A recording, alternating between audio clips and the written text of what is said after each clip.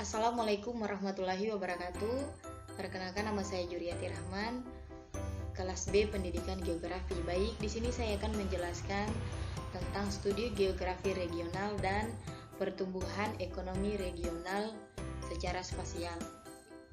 Langsung saja, studi geografi regional, perkembangan regional telah memberikan dampak terhadap kajian geografi secara luas. Konsep ruang dipengaruhi oleh jarak, lokasi, bentuk, dan ukuran. Konsep ruang berkaitan erat dengan waktu dalam pemanfaatan bumi dengan segala kekayaan dalam ruang dan waktu. Secara objektif, kajian geografi regional berorientasi pada wilayah yang luas, mencangkup negara atau benua. Konsep ini ditinjau dari dua aspek geografi, yaitu aspek fisik dan non-fisik, sebagai esensi kajian geografi. Aspek-aspek geografi tersebut juga tidak lepas dari fenomena geosfer dan wilayah. Proses kajian geografi regional lebih menekankan pada konsep wilayah, mengingat kajian yang mencakup segala perkembangan wilayah. Nah, dalam studi geografi regional ada 4 realm.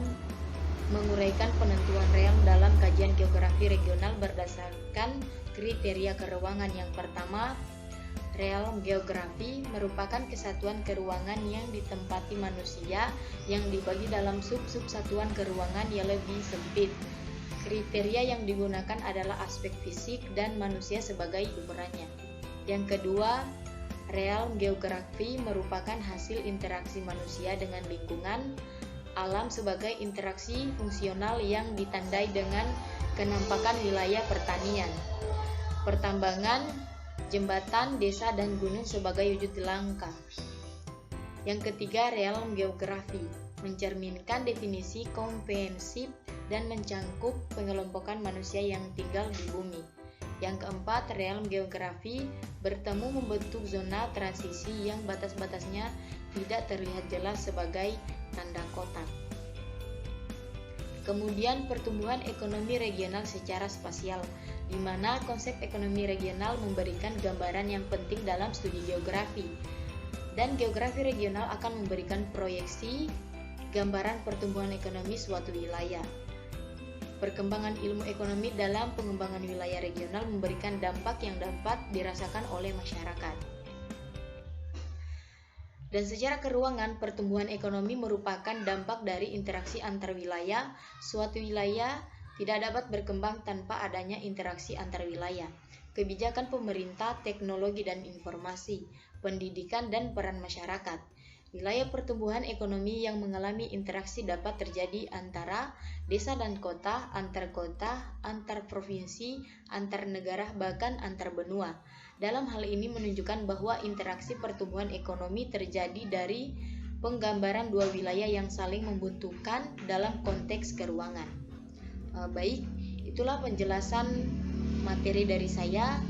Saya akhiri. Wassalamualaikum warahmatullahi wabarakatuh.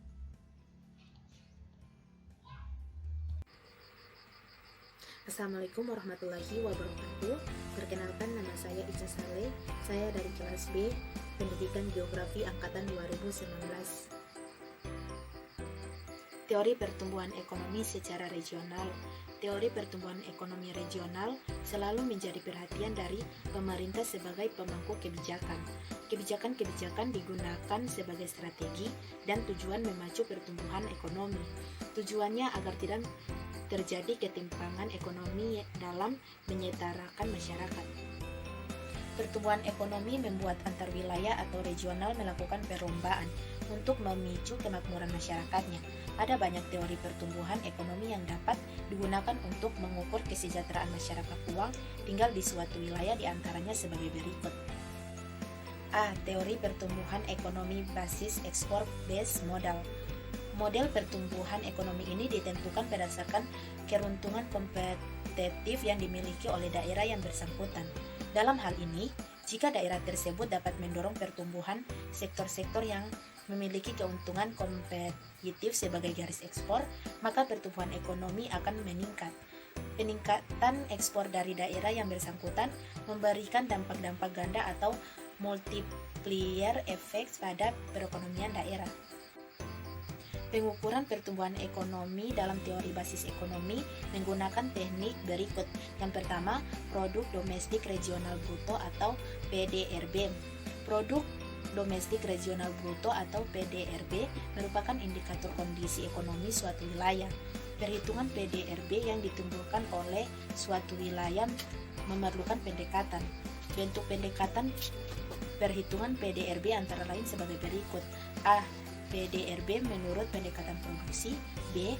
PDRB menurut pendekatan pendapatan. C. PDRB menurut pendekatan pengeluaran. Yang kedua yaitu metode analisis location quotient atau LQM. Salah satu model yang digunakan untuk mengetahui potensi ekonomi basisi dan bukan ekonomi basisi adalah metode location quotient atau LQM, yang merupakan perbandingan relatif antara kemampuan sektor yang sama pada daerah yang luas pada suatu wilayah tertentu. Menurut Tarigan 2006 mengemukakan bahwa metode LQ adalah metode yang membandingkan porsi lapangan pekerjaan atau nilai tambah pada sektor tertentu di wilayah yang dibandingkan porsi lapangan kerja atau nilai tambah pada sektor yang sama secara nasional. Yang ketiga yaitu metode analisis dinamik location quotient atau DLQ. Metode analisis LQ ini dibedakan secara dinamis dan statis. Kemunculan analisis DLQ bertujuan untuk mengatasi kelemahan analisis LQ, khususnya yang bersifat statis dari suatu waktu tertentu, sehingga dapat diketahui perubahan reposisi sektornya. Secara prinsip, analisis DLQ digunakan untuk menganalisis potensi unggulan dari suatu wilayah. Perbedaannya pada nilai tambah sektoral PDRB yang memiliki rata-rata laju rumus perhitungan DLQ. Yang keempat yaitu metode analisis gabungan LQ dan DLQ. Analisis gabungan LQ dan DLQ digunakan untuk mengetahui pergeseran reposisi keberadaan sektor ekonomi suatu wilayah di masa mendatang. Selanjutnya yang kelima yaitu analisis dampak pengganda atau multiplier effect. Pengembangan wilayah ekonomi perlu menekankan sektor-sektor unggulan yang dapat memberikan efek ganda terhadap kesejahteraan. Yang keenam yaitu metode analisis Schaeffer. Analisis Schaeffer pertama kali diperkenalkan oleh Perloff dan Pikakam pada tahun 1961. Metode analisis Schaeffer berguna untuk menganalisis perubahan struktur ekonomi daerah yang dibandingkan dengan perekonomian nasional. Analisis ini memberikan penjelasan tentang faktor penyebab perubahan sektor industri di suatu wilayah. Yang ketujuh yaitu metode model rasio pertumbuhan wilayah referensi atau RPR. Model rasio pertumbuhan wilayah referensi merupakan perbandingan antara laju pertumbuhan kegiatan wilayah referensi dengan laju pertumbuhan total kegiatan atau PDRB wilayah referensi. Yang kedelapan yaitu metode model rasio pertumbuhan wilayah studi atau RPS. Model rasio pertumbuhan studi merupakan perbandingan antara laju pertumbuhan kegiatan di wilayah studi dengan laju pertumbuhan kegiatan di wilayah referensi. Warahmatullahi wabarakatuh. Perkenalkan, nama saya Fikran Lole dari kelas B Pendidikan Geografi. Jadi di sini saya akan menjelaskan tentang pendekatan geografi regional. Jadi di sini saya akan menjelaskan pendekatan ekonomi regional adalah yaitu analisis dengan menggunakan konsep 5W dan 1H. Arti dari 5W dan 1H itu adalah what, where, when, who, why, how. Jadi, kegunaan analisis tersebut dalam pendekatan ekonomi regional bertujuan untuk